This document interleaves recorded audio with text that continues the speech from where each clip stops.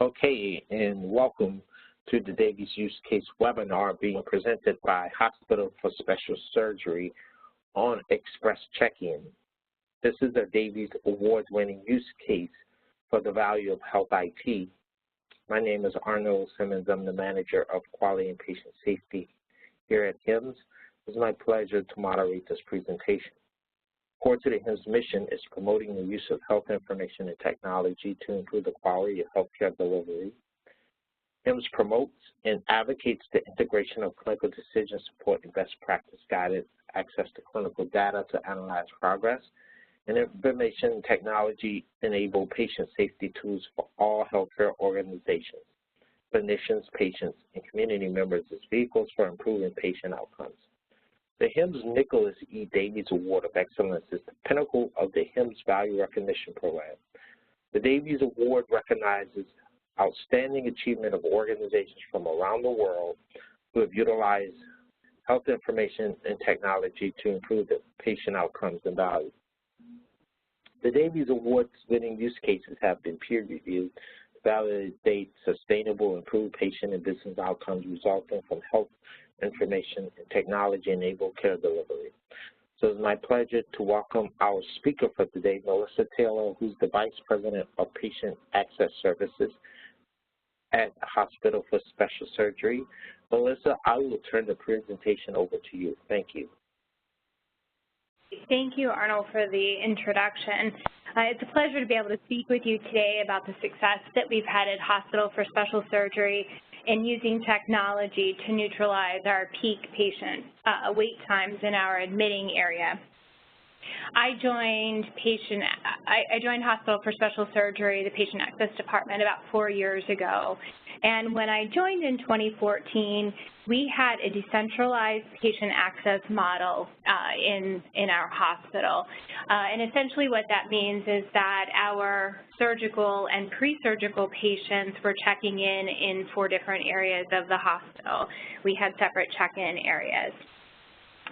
And the decentralized model was tough for us to sustain because of staffing.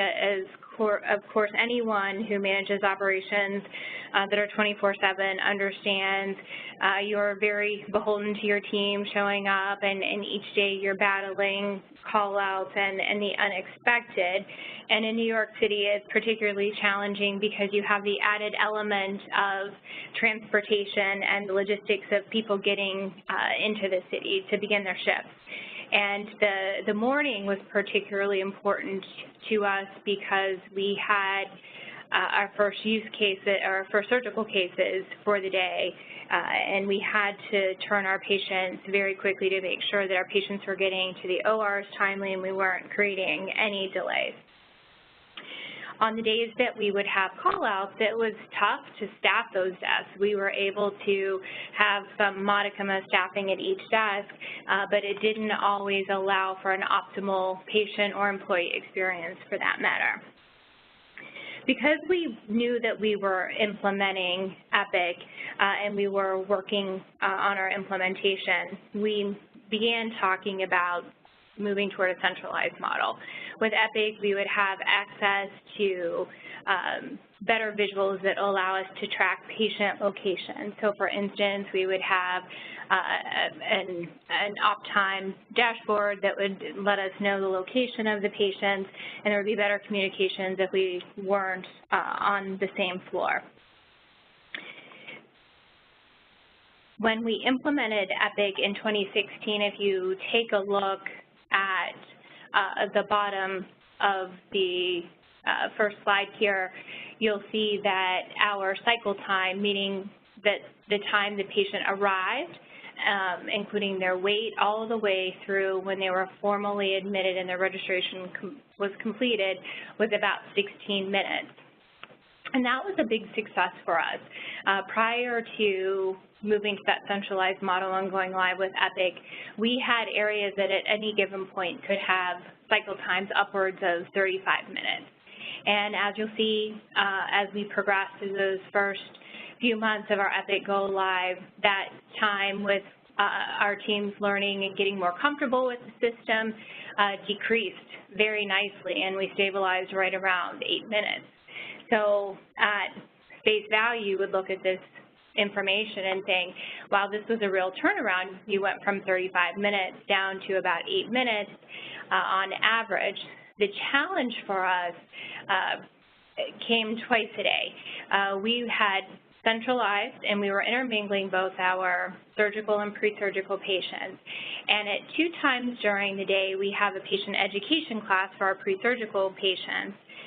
And it was as if someone was pulling up one of those New York City tour buses and just letting out a load of patients at our front door.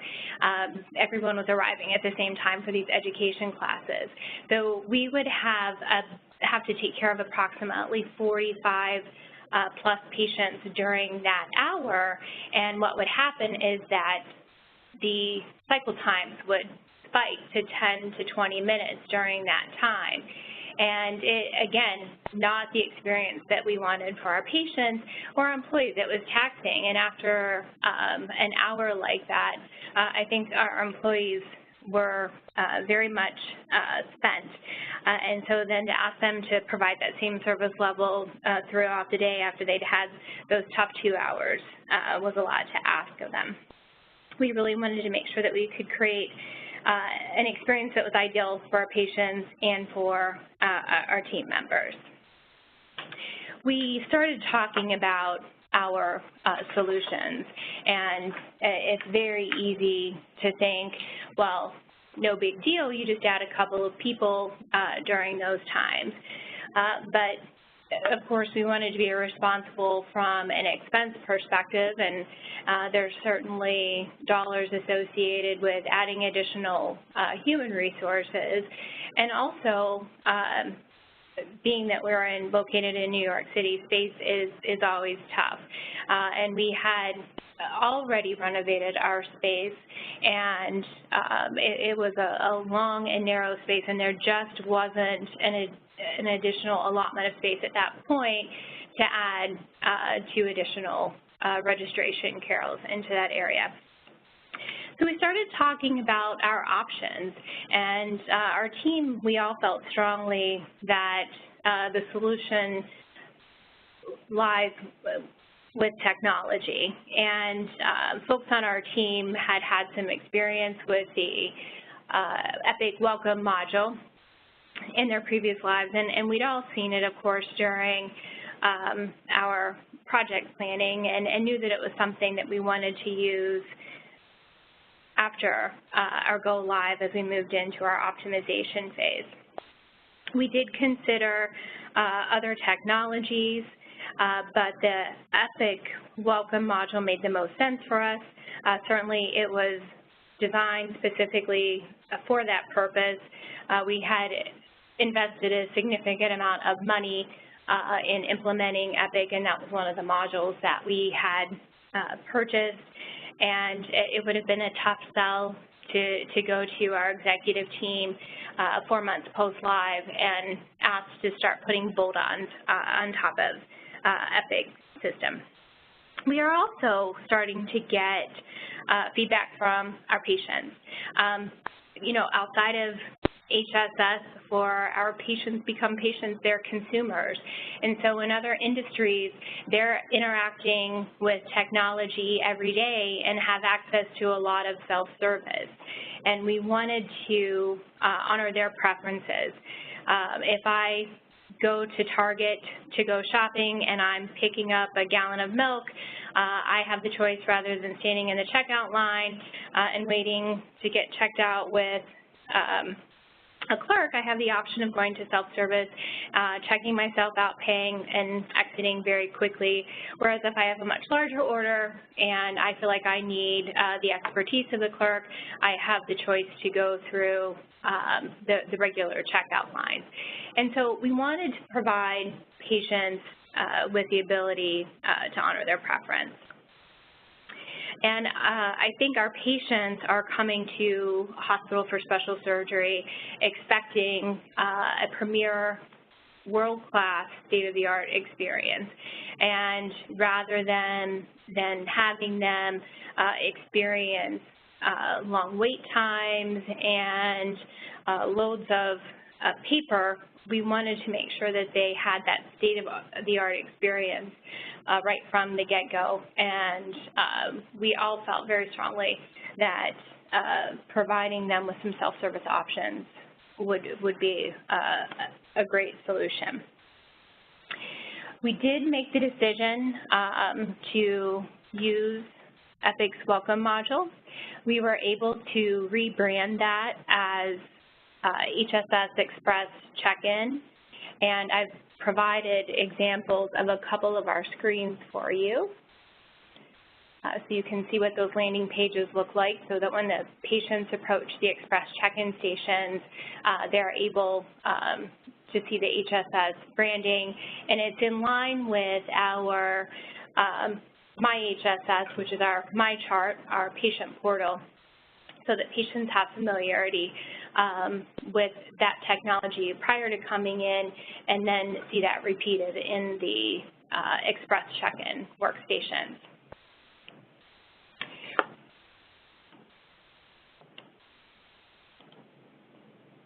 We put together a multidisciplinary team to begin working on this project. And in terms of the folks that we included, we had operational folks from Patient Access. We had members from our information technology team, the revenue cycle patient access team.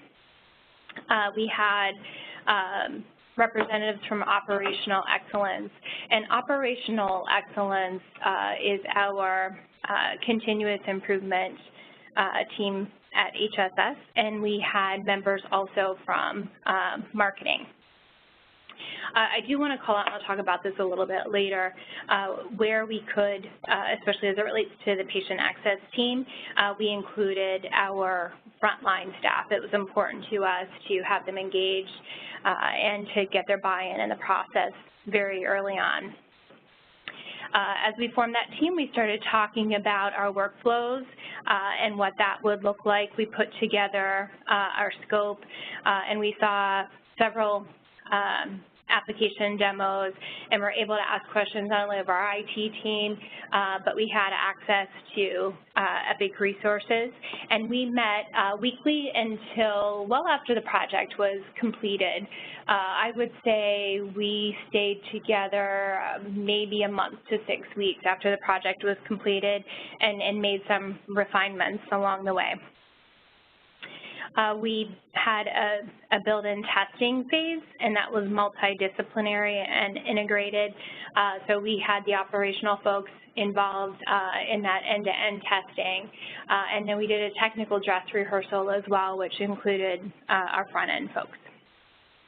We put together a communication plan that goes back to the branding of the product. We also had scripting and talking points, not only for our team, but talking points that we could provide whole house if the patients asked others about the technology.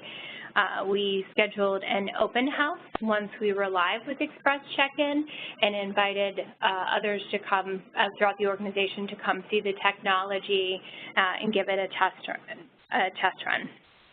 And then we did some communication with our patients. We pre-reg our surgical patients and our pre-surgical patients to the tune of about 98%. And so as we were pre-registering those patients, we would make them aware of the option to check themselves in once they arrived on day of service. And then in terms of our implementation, we did a workflow dress rehearsal. We did a presentation out to our executive leadership. It was a nice opportunity for our frontline staff to have a practice session with other people. And then post-live, we did a survey and worked to qualify more patients, and I'll talk to that in just a moment, and then expanded the technology further across our organization.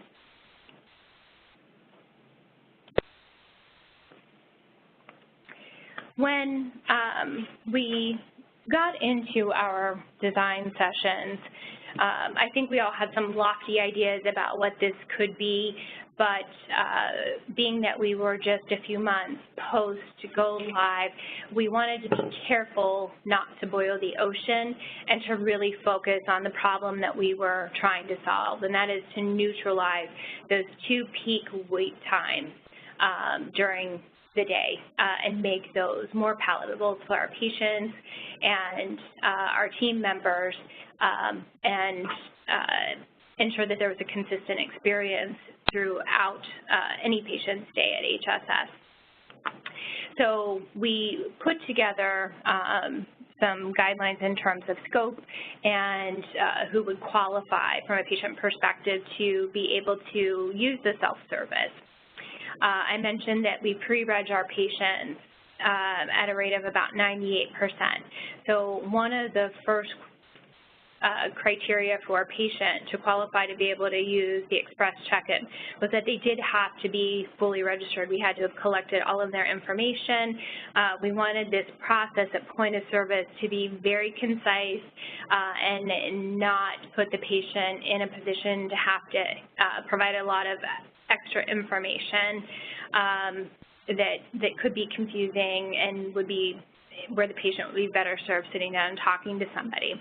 At our first pass, we decided to focus on the English-speaking population. We do have plans for this year to expand the Express Check-In to other key languages. We have a large multicultural population. And to that point, initially, because there were some nuances with our international patients, we did not include them in qualifying for using the Express Check-In. Patients who had any special type of needs, we wanted to make sure that they were afforded the opportunity to sit down and speak to one of our patient access specialists, and we're currently working on building in the advanced directive process into our Express Check-In, but we did not go live with that. We, again, wanted to make sure that patients who hadn't executed their advanced directive had an opportunity to sit down with someone and have any questions answered. And then our self-pay patients, we require them also to have a seat and speak to one of our patient access specialists. This still left us with a significant portion of our population who would qualify, and I'm going to guess overall it is about 80 to 90% of our surgical and pre-surgical population who still qualified after that screening criteria.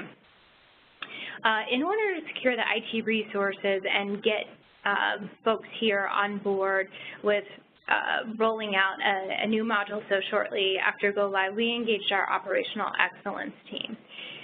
We wanted to put some numbers behind what we thought having the additional queues in place would afford us. And so with that, they used queuing theory to help model what our future state could look like with the implementation of Express Check-In. So in our current state, we had 6 patient access specialists, 6 desks available for patients.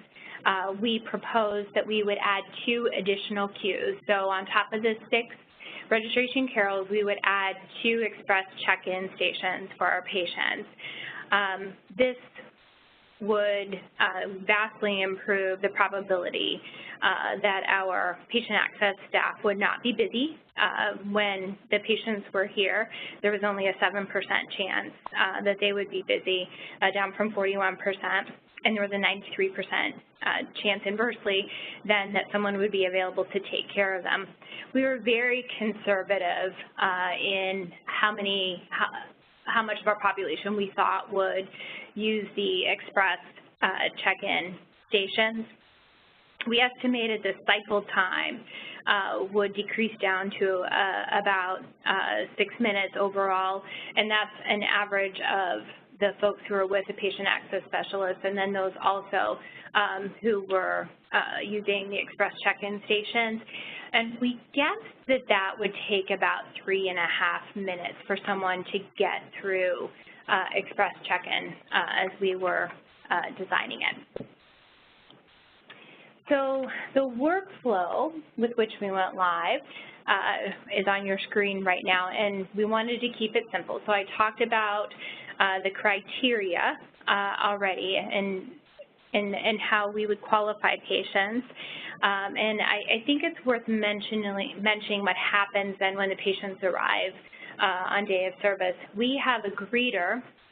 We've armed that greeter with a Surface Pro tablet, and on that tablet they have access to the Epic Today's Patient Report, and they're able to see on that report, we customized it a bit, they're able to see based on that criteria that we established who qualifies to use Express check-in.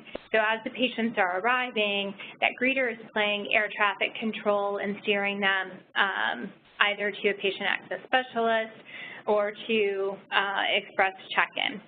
Now, of course, patient preference still plays a role, so if someone's, oh, I'd rather have a seat with one of the patient access specialists and speak with them. If we're trying to steer them to Express check-in, we absolutely will honor that. But I will tell you that that happens very infrequently. Patients, consumers have gotten so savvy and seem to be very comfortable with the technology. So that greeter takes a look at that tablet to see whether or not that patient qualifies. If they don't, they're directed to have a seat with a patient access specialist. If they do, the greeter directs them over to the Express check-in station, and we've built the Express check-in stations as part of a desk, and between the stations, we have stationed a second greeter who's there, and that person is available to help them if they run into any problems. But I would say that they have very little problems. We've kept the workflow simple. The patient will sign themselves in. They'll confirm and update any demographic, which is really minimal because, as I mentioned, most of those patients have been pre-registered, and that was one of the criteria to be able to qualify to use Express check-in. But patients do have the ability to update their demographics. They sign their consent forms, and they get any regulatory notices that we're required to provide. They acknowledge that they received all of that information in their admission packet. We hand that to them, and the patient finishes up with a wrap-up screen, and they're prompted to have the greeter put their wristband on. So the attendant, at that point, the wristband has auto-printed. They verify the patient's identity. They take a look at their photo ID, have the patient repeat the information. They then wristband the patient, and the patient is sent off to the floor so that they can have their services.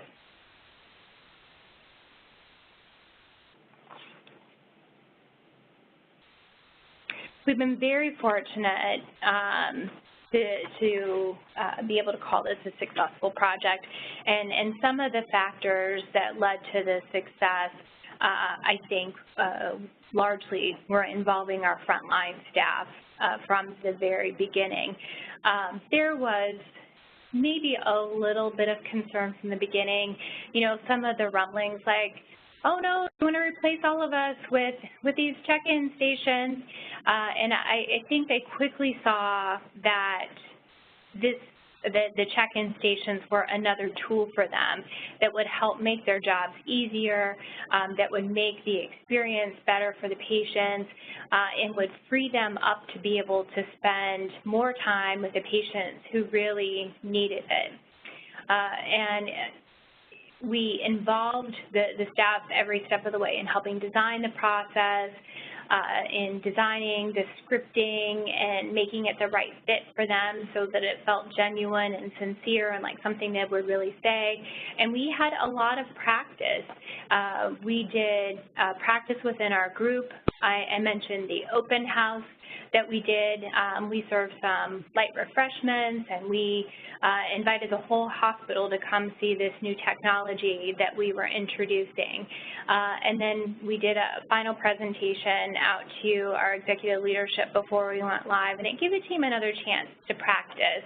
And so by the time we actually went live and we were standing in front of patients, the team had had a lot of practice, and they were able to be their usual charming, charismatic selves and welcoming our patients in and making sure that they could expedite the admitting experience and get the patients to the floor. As we went live, we had IT boots on the ground support with us every step of the way. Our first surgical cases start very early in the morning, and because patients are concerned about traffic coming into New York City, they arrive even earlier than they have to. And so IT, they were really troopers. They were here with us at 4:30 in the morning as our first patients were using the express check-in stations, and they were able to see what the patients were experiencing, hear the real-time feedback from the patients and from our end users, and refine things along the way. They stayed with us, I would say, for the first 2 weeks of our go live, and were present as we were using the express check-in stations, and we continued to make refinements. And then as that process matured, if we wanted to make further refinements, we would submit a ticket and prioritize those in our patient access work group, and we've done some of that since our go live. Earlier in the presentation, when I was mentioning the key areas that made up the team, I mentioned marketing. And I think in retrospect, I don't know that I expected them to play as hearty a role as they really did in this project, but I certainly have appreciation now for what they brought to the table. They were very helpful in drafting the entire communication plan, and that included things that I certainly don't think that I or others on the team would have been thinking about. And, you know, the open house to make sure that our HSS community was aware of the technology rolling out, because oftentimes if patients don't have a good experience with the first person with whom they interact at the hospital, what happens is when they get to that next person, whether it's a nurse, their doctor, whoever it is, that person has to do some service recovery and be prepared to respond to that. Fortunately, I don't think there was a lot of service recovery to come out of this process, but we wanted people to have this awareness so that they could say, oh, that's a new technology and here's what that's able to do. And I think that when there's something shiny and new, we're all a bit like small children, and it was a nice chance for people in the HSS community to come and interact with the technology and give it a test drive so that they would be able to speak to it when the patients talked about it. The other, I think, very valuable thing that marketing suggested was the post-live survey. So as our patients were first using the express check-in stations and then leaving our area to head to the surgical floors, we conducted I would guess, 30-second survey, and we had some extra folks on hand to help us with that in the beginning, and they would ask them just a couple of questions about their experience, and that feedback really allowed us an opportunity to quickly share things up with the process and improve it for our patients. So marketing was very valuable in the process. We ended up having more patients qualify than we had planned, which is a real value add for us because we ultimately had more patients using and interacting with the technology than we expected, which contributed to our overall success in neutralizing these peak wait times. One final thought is that I would add that a real win for us was teaching our team members to troubleshoot the devices. We had some issues where sometimes the tablets that we were using would need to be recalibrated, and so you might be clicking on something and it wasn't lining up with the icon that you were clicking on, or if something was going awry with the Express check-in workstations. We taught our team the very tech-savvy, magical reboot and see what happens, and that seemed to be very helpful. The team felt empowered to try several things, before they would shut down our Express check-in stations and put in a ticket. But if it got to that, they would immediately call the help desk and put in a ticket to get the issues resolved, because it created some delays with us. We became pretty dependent on having Express check-in stations up and running. And at the end of the day, the real win for us was that we were able to reduce these peak wait times and avoid additional costs. We didn't have to expand our space and do any construction, and we didn't have to add any new staff to solve the problem. So here's how we look post-implementation of our Express check-in. As you can see on the slide, we were able to neutralize those peak wait times and have a very consistent experience throughout the entire day. In fact, in the afternoon session, we really created an inverse situation, and it's looking like a minute and 15 is now the time to beat. We have to try to get everybody else there. Early on, I mentioned that the Express check-in cycle time, when we were doing that queuing model, that we anticipated it would take about 3.5 minutes for a patient, but it's actually closer to about 1.5 minutes. It's very simple. The patients only have a few screens to get through, and they're signing their required forms, and they seem to be navigating it pretty well. It's really important then that we maintain those pre-reg rates that I had mentioned. That's paramount to our success. We didn't want this to be a one-and-done situation. We wanted to make sure that the operational leaders in patient access who were responsible for the admitting area, that they had tools that would help them on an ongoing basis. They could monitor things on a daily basis and then look to see how we're trending over time. Our Express check-in volume and cycle time have been pretty consistent since our implementation. It's been interesting to see the types of users that are using Express check-in.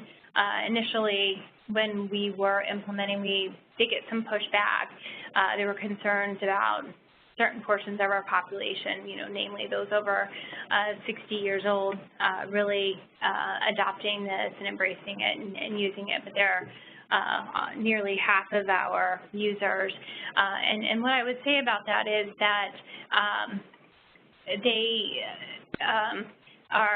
that population is emailing and texting and Googling and surfing the web just like the rest of us. And for those of them who are not, what we found is that they're often accompanied by family members who are very savvy and are able to help them. So we haven't really found that there have been any challenges. And we have different types of populations I mentioned. We went live initially with surgical and pre-surgical patients, and we have since introduced our nutrition patients and have them checking in that area, and our post-op NP patients. So with those two populations, because we had really stabilized and improved our overall cycle times, we felt that we had some capacity to introduce new patients into the mix, and our post-op nurses and our nutritionists were checking in their own patients, and we want everybody to be able to operate at the top of their licensure, and it seemed to make sense that we could relieve them of those administrative duties so they were able to start checking in our area. Very consistently, we've had over 20% of our overall population who is using the express check-in stations. And when you look at our total number of patients who actually qualify to use the stations, separate from the overall population, it's about 40% of those patients who are using the express check-in stations as opposed to opting to sit down with a patient access specialist. I do want to call out that we, despite having introduced the technology, it's been important, and I think the greeter position that we put in place has played a role in this, but to make sure that we have that personal touch experience with all of our patients. Even though they're doing the self-service, we have the greeter who's directing them and greeting them when they come into our space, and then someone who's available to interact with patients when they're using the express check-in workstation. Our cycle times have decreased overall.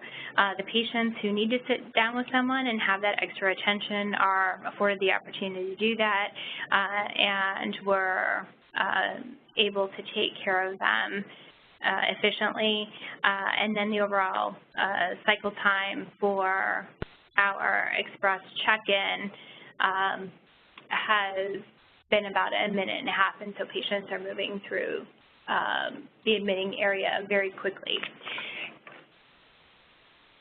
And so I'm going to wrap up here and talk about then the feedback that we've had from our patients. I mentioned that we conducted the survey with our patients who were using the express check-in, and we wanted to understand how they felt that experience compared to their admitting experience in other facilities. And you'll see that about 90% of the population felt that it was somewhat quicker or much quicker than what they were experiencing other places. And again, we kept that personal touch in there. We kept them, our patients, connected and tethered to our patient access specialists, and that's then reflected in our HCAP surveys. We have some questions that are unique to the speed of admission and the courtesy of the representative. Since our EPIC implementation and with introducing express check-in around the second quarter of 2016, you'll see that those numbers continue to grow because we were getting patients to the right place timely and honoring their preference in terms of how they wanted to interact with us. So we were able to process them through the admitting experience, but do it in a way that we still were able to maintain that personal connection and not lose touch with the patient. I hope this information will be helpful to the HIMSS community. It was a pleasure to be able to share this case study with you today. We are certainly happy to talk about the success we've had at Hospital for Special Surgery. If anyone is interested in reaching out to us, we'd be happy to help you start down the path of your own successful journey. Thanks so much. Well, thank you, Melissa, for that great presentation, and I want to remind everyone where to go find this particular recording and other recordings, other Davies use case webinar recordings, and information on how to apply for Davies. That information can be found posted at the HIMSS Davies Award website at hims.org/Davies. Again, hims.org/Davies, and thank you so much.